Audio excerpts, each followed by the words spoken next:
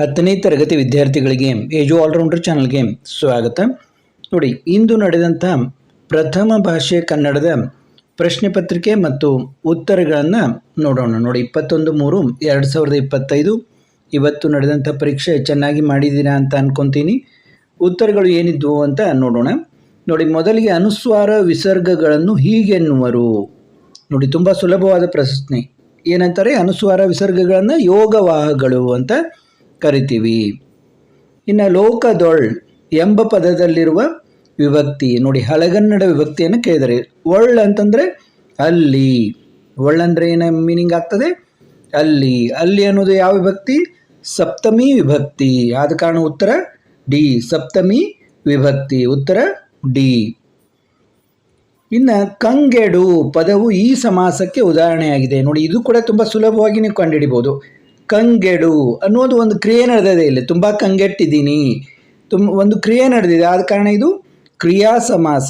ಅಗದಿ ಸುಲಭವಾಗಿ ಹೇಳ್ಬೋದು ನೀವು, ಕ್ರಿಯಾ ಸಮಾಸ ಇದು ಅಂತ. ಇನ್ನು ಯುದ್ಧಕ್ಕೆ ಹೋಗಿರುವ ತನ್ನ ಮಗನ ಕಣ್ಣುಗಳಂತೆವೇ ಇವೆ ಅಲ್ಲ, ಇಲ್ಲಿ ಬಳಕೆಯಾಗಿರುವ ಲೇಖನ ಚಿಹ್ನೆ. ನೋಡಿ, ಎಷ್ಟು ಸುಲಭವಾಗಿ ಕೇಳಿದ್ದಾರೆ.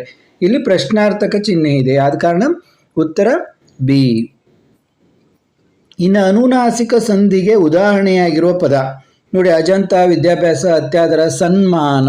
ನೋಡಿ, ನೀವು ಮಾತಾಡೋದ್ರಲ್ಲೇ ಗೊತ್ತಾಗುತ್ತೆ ಸನ್ಮಾನ. ಇಲ್ಲಿ ಮೂಗಿನಿಂದ ಧ್ವನಿ ಬರ್ತಾ ಇದೆ, ಅನುನಾಸಿಕ ಸಂಧಿ, ಸನ್ಮಾನ ಅನ್ನೋದು. ಉತ್ತರ ಡಿ. ಜಾಣತನ ಎಂಬುದು ಈ ವ್ಯಾಕರಣ ಅಂಶವಾಗಿದೆ. ನೋಡಿ, ತನ ಅಂತ ಬಂತು. ತನ ಅಂತಂದ್ರೆ ಬಂದರೆ ಏನಂತ ತಿಳ್ಕೋಬೇಕು? ತದ್ದಿದ್ದಾಂತ ಭಾವನಾಮ. ತದ್ದಿದ್ದಾಂತ ಭಾವನಾಮ ತನ ಅನ್ನೋದು. ಇನ್ನು ಕೆಳಗಿನವುಗಳಲ್ಲಿ ಮೊದಲೆರಡು ಪದಗಳಿರುವ ಸಂಬಂಧದಂತೆ ಮೂರನೇ ಪದಕ್ಕೆ ಸರಿಹೊಂದುವ ಸಂಬಂಧಿ ಪದವನ್ನು ಬರೆಯಿರಿ. ನೋಡಿ, ತತ್ಸಮ ತದ್ಭವ ಕೇಳಿದರೆ ದೃಷ್ಟಿ, ದಿಟ್ಟಿ, ತಪಸ್ವಿ, ತಪಸಿ. ನಾನು ಪುರುಷಾರ್ಥಕ ಸರ್ವನಾಮ. ಯಾರು, ಯಾರು ಅನ್ನೋದು ಪ್ರಶ್ನಾರ್ಥಕ ಸರ್ವನಾಮ. ಪ್ರಶ್ನಾರ್ಥಕ ನಿಮಗೆಲ್ಲ ಗೊತ್ತಾಗ್ತದೆ ಅಂತೀನಿ. ಪ್ರಶ್ನಾರ್ಥಕ ಇಲ್ಲಿ ಬರೀಲಿಕ್ಕೆ ಸರಿ ಆಗೋದಿಲ್ಲ, ಪ್ರಶ್ನಾರ್ಥಕ. ಸುಮ್ಮನೆ ಅನ್ನೋದು ಸಾಮಾನ್ಯಾರ್ಥ ಕಾವ್ಯ. ಆದರೆ ಸರಸರಣೆ ಅನ್ನೋದೇನು? ಸರಸರಣೆ ಅನ್ನೋದು ಅನುಕರಣಾವ್ಯಯ.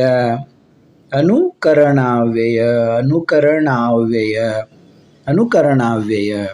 ಇನ್ನು ಸಕ್ಕಾರಿ, ಸಕ್ಕರೆ, ಕಳುವ್ಯಾರೆ. ನೋಡಿ, ಗ್ರಾಂಥಿಕ ಶಬ್ದ. ಇಲ್ಲಿ ಗ್ರಾಮ್ಯ ಶಬ್ದ, ಗ್ರಾಂಥಿಕ ಶಬ್ದ. ಕಳುವ್ಯಾರೆ ಅಂದರೆ ಕಳುಹಿಸಿದ್ದಾರೆ, ಕಳುಹಿಸಿದ್ದಾರೆ ಅಂತ ಬರಿಬೇಕು ನೀವು. ಕಳುವ್ಯಾರೆ ಅಂದರೆ ಕಳುಹಿಸಿದ್ದಾರೆ, ಕಳುಹಿಸಿದ್ದಾರೆ ಅಂತ ಬರೆದ್ರೆ ನಿಮ್ಮದು ಸರಿಯಾದ ಉತ್ತರ. ಶಾನುಭೋಗರ ಬ್ರಹ್ಮಾಸ್ತ್ರ ಯಾವುದು? ನಿಮಗೆಲ್ಲ ಗೊತ್ತಿದೆ, ಕೀರ್ತಿ ಪುಸ್ತಕ. ಕೀರ್ತಿ ಪುಸ್ತಕ ಶಾನುಭೋಗರ ಬ್ರಹ್ಮಾಸ್ತ್ರ. ಇನ್ನು ಶಿವಾನುಭವ ಶಬ್ದಕೋಶ ಕೃತಿ ಬರೆದವರು ಯಾರು? ಫಗು ಹಳಕಟ್ಟಿಯವರು. ಫಗು ಹಳಕಟ್ಟಿಯವರು. ಹಳಕಟ್ಟಿಯವರು ಶಿವಾನುಭವ ಶಬ್ದಕೋಶ ಕೃತಿಯನ್ನು ಬರೆದಿದ್ದರು. ಶಬರಿ ರಾಮಲಕ್ಷ್ಮಣಿಯರಿಗಾಗಿ ಏನನ್ನು ಸಂಗ್ರಹಿಸಿದ್ದಳು? ನೋಡಿ, ಪರಿಮಳವಾದ ಹೂಗಳನ್ನು, ರುಚಿಕರವಾದ ಹಣ್ಣು ಹಂಪಲುಗಳನ್ನು ಮತ್ತು ಮಧುಪರ್ಕವೆಂಬ ವಿಶೇಷ ಪಾನೀಯವನ್ನು ಅವಳು ಸಂಗ್ರಹಿಸಿದ್ದಳು. ಇನ್ನು ಸೂರ್ಯಮಿತ್ರನು ತನಗೆ ಕಾಶ್ಯಪಿ ಎಂಬ ತಂಗಿ ಇಲ್ಲ ಎಂದು ಹೇಳಲು ಕಾರಣವೇನು?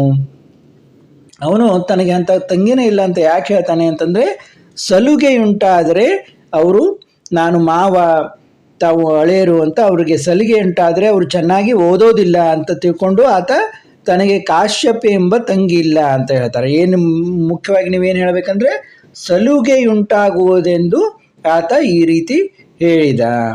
ದುರ್ಯೋಧನನು ಯಾರಿಬ್ಬರನ್ನು ಕೊಂದ ಬಳಿಕ ಸಂಧಿ ಮಾಡಿಕೊಳ್ಳುವುದಾಗಿ ಹೇಳಿದನು? ಭೀಮ ಮತ್ತು ಅರ್ಜುನರನ್ನು ಕೊಂದ ಬಳಿಕ ಸಂಧಿ ಮಾಡಿಕೊಳ್ಳುವುದಾಗಿ ಆತ ಹೇಳ್ತಾನೆ. ಮುನಿಸುತರು ಲವನು ಕುದುರೆಯನ್ನು ಕಟ್ಟಿದ್ದನ್ನು ಕಂಡು ಹೆದರಲು ಕಾರಣವೇನು? ನೋಡಿ, ಲವನು ಕುದುರೆಯನ್ನು ಕಟ್ಟಿದ್ದನ್ನು ನೋಡಿ ಮುನಿಸುತರು ಯಾಕೆ ಹೆದರ್ತಾರೆ ಅಂತಂದರೆ, ಅರಸರು ನಮ್ಮನ್ನು ಬಡಿಯುವರು, ಅರಸರು ಬಂದು ನಮ್ಮನ್ನು ಬಡಿತಾರ ಅಂತ ಅವರು ಹೆದರಿದರು. ದುಡ್ಡಿನ ಪೈತೆ ಅಡರಿದವರಿಗೆ ಯಾವುದು ಕ್ಷುದ್ರವಾಗಿ ಕಾಣುತ್ತದೆ? ಜಗತ್ತು ಕ್ಷುದ್ರವಾಗಿ ಕಾಣುತ್ತದೆ. ದುಡ್ಡಿನ ಪೈತೆ ಅಡರಿದವರಿಗೆ ಜಗತ್ತು ಕ್ಷುದ್ರವಾಗಿ ಕಾಣುತ್ತದೆ. ಇನ್ನು ಕೆಳಗಿನ ಪ್ರಶ್ನೆಗಳಿಗೆ 3 ಅಥವಾ 4 ವಾಕ್ಯಗಳಲ್ಲಿ ಉತ್ತರ ಬರೆಯಿರಿ ಎಂದರೆ, ಆಂಗ್ಲ ಭಾಷೆ ವಿಶ್ವವ್ಯಾಪಿ ಆಗಲು ಕಾರಣವೇನು? ಇದೆಲ್ಲ ನೀವು ಸುಲಭವಾಗಿ ಬರೀಬೋದು. ಶಾನುಭೋಗರಿಗೆ ಮದಲಿಂಗನ ಕಣಿವೆಯಲ್ಲಿ ಬರುವಾಗ ಮನದಲ್ಲಿ ಮೂಡಿದ ಯೋಚನೆಗಳ್ಯಾವುವು? ಅರಿವನ್ನು ಕುರಿತ ವಚನಕಾರರ ದೃಷ್ಟಿಯನ್ನು ವಿವರಿಸ್ರಿ. ಶಬರಿಯು ರಾಮಲಕ್ಷ್ಮಣನು ಪರಿಚರಿಸಿದ ರೀತಿಯನ್ನು ವಿವರಿಸ್ರಿ. ದ ರಾ ಬೇಂದ್ರೆಯವರು ಹಕ್ಕಿ ಹಾರಾಟವನ್ನು ಆಕಾಶಕ್ಕೆ ಹೇಗೆ ಹೋಲಿಸಿದ್ದಾರೆ? ಈ ನೆಲದೊಡನೆ ತಾನು ಸಹಬಾಳ್ವೆ ಮಾಡುವುದಿಲ್ಲವೆಂದು ದುರ್ಯೋಧನ ಹೇಳಲು ಕಾರಣವೇನು? ಕವಯಿತ್ರಿ ಡಾಕ್ಟರ್ ವಿಜಯಶ್ರೀ ಸಬರದವರು ಒಡೆಯನ ಮನೆ ಅಂಗಳದ ಪ್ರಕೃತಿ ಸಂಭ್ರಮವನ್ನು ಹೇಗೆ ವರ್ಣಿಸಿದ್ದಾರೆ? ವಿವೇಕಾನಂದರು ದೇಶದ ಪ್ರಗತಿ ಹೇಗೆ ಸ್ಥಿರವಾಗುವುದು ಎಂದು ವಿವರಿಸಿದ್ದಾರೆ? ಭಗವಂತನಲ್ಲಿ ಶರಣಾಗುವ ಭಾಗವ ಅಕ್ಕ ಮಹಾದೇವಿ ವಚನದಲ್ಲಿ ಹೇಗೆ ವ್ಯಕ್ತಗೊಂಡಿದೆ? ಪೈಗಳು ಪ್ರಾಸ ತೊರೆದು ಬರೆಯಲು ನಿಶ್ಚಯಿಸಿದ ಸಂದರ್ಭವನ್ನು ವಿವರಿಸಿರಿ. ಇನ್ನು ಕೆಳಗಿನ ಕವಿಗಳ ಇದಂತ ಕೇಳಿದರೆ ಮರಿಯಪ್ಪ ಭಟ್ಟ ಮತ್ತು ಕುಮಾರವ್ಯಾಸ ಇವರ ಸ್ಥಳ, ಕಾಲ, ಕೃತಿ, ಬಿರುದು, ಪ್ರಶಸ್ತಿಗಳನ್ನು ಬರೆಯೋದು. ಇಲ್ಲಿ ನೋಡಿ, ಕೆಳಗಿನ ಪದ್ಯಭಾಗಕ್ಕೆ ಪ್ರಸ್ತಾರ ಹಾಕಿ ಗಣ ವಿಭಾಗ ಮಾಡಿ ಛಂದಸ್ಸಿನ ಹೆಸರನ್ನು ಬರೆಯಿರಿ ಅಂತ. ಇದು ಯಾವ ಛಂದಸ್ಸು? ತಳವೆಳಗಾಗೆ ಕಟ್ಟಿಸದೆ ಮಾಂಡೊಡೆ ಕೆಮ್ಮನೆ ಮೀಸ ಒತ್ತನೆ. ನೋಡಿ, ಇದು ಚಂಪಕಮಾಲ ವೃತ್ತ. ಚಂಪಕಮಾಲ ವೃತ್ತ ಇದು ಚಂಪಕಮಾಲ ವೃತ್ತ. ಇನ್ನು ಇದು ಯಾವುದು ಅಲಂಕಾರ? ಮಾರಿ ಗೌತಣವಾಯಿತು ನಾಳಿನ ಭಾರತವು. ನೋಡಿ, ರೂಪಕ ಅಲಂಕಾರ. ರೂಪಕ ಅಲಂಕಾರ ಇದು. ಇನ್ನು ಕೆಳಗಿನ ಗಾದೆಗಳಲ್ಲಿ ಯಾವುದಾದ್ರೂ ಒಂದು ಗಾದೆಯ ಮಹತ್ವವನ್ನು ಬರೆಯುವಂತೆ ಹಾಳಾಗಬಲ್ಲವನು ಅರಸಾಗಬಲ್ಲನು ಅಥವಾ ಒಗ್ಗಟ್ಟಿನಲ್ಲಿ ಬಲವಿದೆ. ಇನ್ನು ಇಲ್ಲಿ ಸಂದರ್ಭ ಸ್ವಾರಸ್ಯ ಕೇಳಿದ್ದಾರೆ. ಇವನ್ನೆಲ್ಲ ಉತ್ತರವನ್ನು ಬೇಕಂದ್ರೆ ನೀವು ಇನ್ನು ಮುಂದಿನ ವಿಡಿಯೋದಲ್ಲಿ ಕೂಡ ಮಾಡೋಣ. ಇವೆಲ್ಲ ನಿಮಗೆ ಸುಲಭವಾಗಿ ಪುಸ್ತಕದಲ್ಲಿ ನಿಮಗೆ ಸಿಗ್ತದೆ. ಈ ಎಲ್ಲ ಪಾಠಗಳನ್ನು ಕೂಡ ನಾವು ಮಾಡಿದ್ದೀವಿ. ಇದು ಯಾರಾದರೂ ಪ್ರಶ್ನೆ ಪತ್ರಿಕೆ ನೋಡಬೇಕು ಅನ್ನೋರು ನೋಡಲಿ ಅಂತ ನಾನು ಇಲ್ಲಿ ತೋರಿಸ್ತಾ ಇದ್ದೀನಿ ಅಷ್ಟೇ. 8 ಅಥವಾ 10 ವಾಕ್ಯಗಳಲ್ಲಿ ಉತ್ತರ ಬರೆಯಿರಿ ಕೇಳಿದ್ದಾರೆ. ಇನ್ನು ಒಂದು ಗದ್ಯ ಭಾಗವನ್ನು ಕೊಟ್ಟು ಪ್ರಶ್ನೆಗಳನ್ನು ಕೇಳಿರ್ತಾರೆ. ತುಂಬ ಸುಲಭವಾಗಿರ್ತವೆ. ಇನ್ನು ಕೊನೆಗೆ ಪತ್ರ ಬರಹ ಕೇಳಿದ್ದಾರೆ. ಆಮೇಲೆ ಪ್ರಬಂಧ ಬರಹ, ನೈಸರ್ಗಿಕ ವಿಪತ್ತು ನಿರ್ವಹಣಾ ಕಾರ್ಯದಲ್ಲಿ ತಂತ್ರಜ್ಞಾನದ ಮಹತ್ವ ಮತ್ತು ತ್ಯಾಜ್ಯ ವಸ್ತು ನಿರ್ವಹಣೆ. ಈಗಾಗಲೇ ನಾನು ಪ್ರಬಂಧದಲ್ಲಿ ಕೂಡ ಇವುಗಳನ್ನು ಹಾಕಿದ್ದೆ. ಮತ್ತೆ ಮುಂದಿನ ವಿಡಿಯೋದೊಂದಿಗೆ ಭೇಟಿಯಾಗೋಣ.